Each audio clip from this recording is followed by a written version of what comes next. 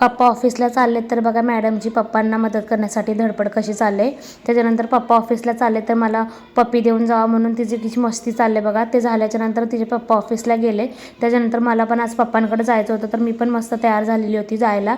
आणि माझा नाश्ता राहिलेला होता करायचा. परेचे पप्पा तर नाश्ता करून गेलते पण मी केला नव्हता म्हणून नाश्ता मी पहिल्यांदा करून घ्यावं बोलला आणि मग जायचं होतं मला.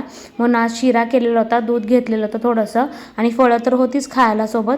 मग आता मस्तपैकी नाश्ता करून घेतला मी आणि परीने. त्याच्यानंतर मग आम्ही निघालो. रिक्षा केलेली होती तर रिक्षातनं चाललेली. मॅडम बघा कशा आयटीत बसलेत बघा.